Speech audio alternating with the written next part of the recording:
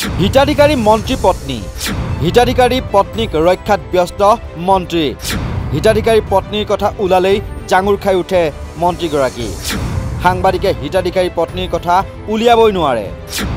খঙত টিঙিৰ তোলা হৈ উঠে মন্ত্ৰী জয়ন্ত মল্ল বৰুৱাই সাংবাদিকে হিতাধিকাৰী পত্নীৰ কথা সোধাত মন্ত্ৰীৰ প্ৰত্যাহ্বান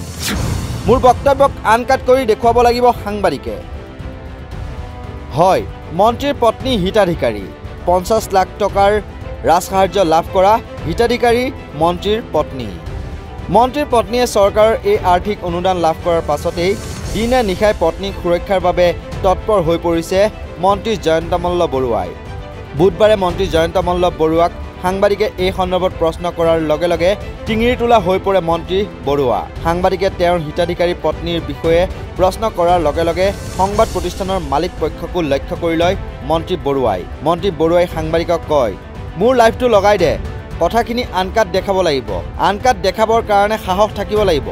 মই এতিয়া সাহসটো চাওঁ আপোনালোকৰ আছে নে নাই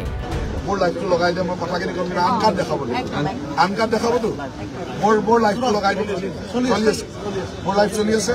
একদম আনকাট দেখাব হ'ব কেৱল আনকাট দেখাবৰ কাৰণে সাহস থাকিব লাগিব আজি সাহসটো চাওঁ বিজেপিৰ নেতা মন্ত্ৰীৰ প্ৰতিটো বাতৰি আনকাটেই যায় মই এটা সাহসটো চাওঁ আপোনালোকৰ আছে নে নাই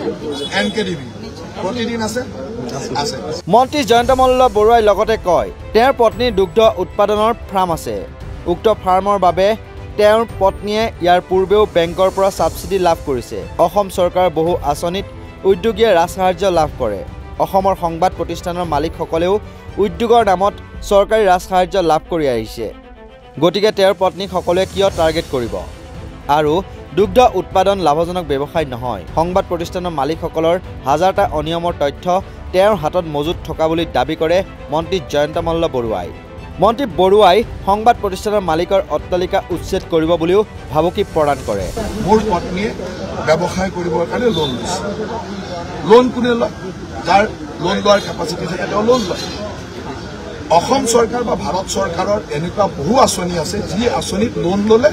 সাবসিডি এতিয়া অসমত বহুত মানে ডাঙৰ ডাঙৰ হোটেল বনাইছে এই যে হোটেল বনাই তেতিয়া আমি 30% কেপিটেল সাবসিডি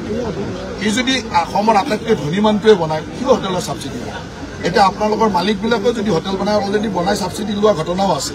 প্ৰত্যেকে সাবসিডি ঠিক তেনেকে মোৰ পত্নীয়ে আগতেও লোন লৈছিল তেতিয়া নেটফ্ৰিৰ পৰা সাবসিডি পাইছিল নেটফ্ৰিৰ পৰা সাবসিডি লৈছে মোৰ গোটেই অন পেপাৰ্ছ আপোনালোকে টেক্সত গৈ চাই ল'ব তেওঁ আগতেও লোন লৈ এখন ফাৰ্ম কৰিছে তাত সাবসিডি পাইছে এইবাৰ ডায়েৰী লোন লৈছে গভৰ্ণমেণ্টৰ এনেকুৱা স্কিম থাকে য'ত লোন ল'লে সাবসিডি দিয়ে এতিয়া সাবসিডি দিছে আৰু এনেকুৱাও নহয় যে মোৰ ফাৰ্মখন নোহোৱাকৈ লৈছোঁ আজিও যদি চাই আহে মোৰ তাত 60-70টা গিৰ গায় 60-70 গৰাকী গিৰ গায় আৰু এইবিলাকত সাবসিডি এইকাৰণে দিয়ে যে গাঁৱৰ গৰুৰ ব্যৱসায়টো বা গাখীৰৰ ব্যৱসায়টো লাভজনক নহয় কোনো 2 নম্বৰী কাৰণে ফাৰ্মখন নকৰাকৈ পইচা লোৱা নাই ফাৰ্ম এখন কৰি পইচা লৈছে গতিকে ইয়াত আৰু ক'বলগীয়া একো নাই এতিয়া মই প্ৰতিদিনক সুধিছোঁ যে আমাৰ GMDৰ CEO আছে এওঁৰ ওচৰত মোৰ ওচৰত হাজাৰটা তথ্য আছে প্ৰতিদিনৰ মালিকে কিমান ইৰেগুলাৰিটিজ কৰি ঘৰ বনাই ৰাখিছে বিল্ডিং ল কিমান ভাইলেট কৰিছে আপুনি বজাব পাৰিব মই কৈ আছো মোৰ CEO ইয়াত আছে তেওঁ গোটেই তথ্য দিব আপুনি কিমান বিল্ডিং ইৰেগুলাৰিটিজ বিল্ডিং ল ভাইলেট কৰি আপোনাৰ মালিকে বনাই ৰাখিছে দিব নেকি নিশ্চয় দিম আপুনি কেৱল বজাব নে বজাব CEO সাহেব অল প্ৰতিদিন কা जो है उसका बिल्डिंग का पूरा दिन দ্বিতীয়তে আপোনাৰ মালিকে এজন নিসন্তান মানুহ অভিধানৰ মালিক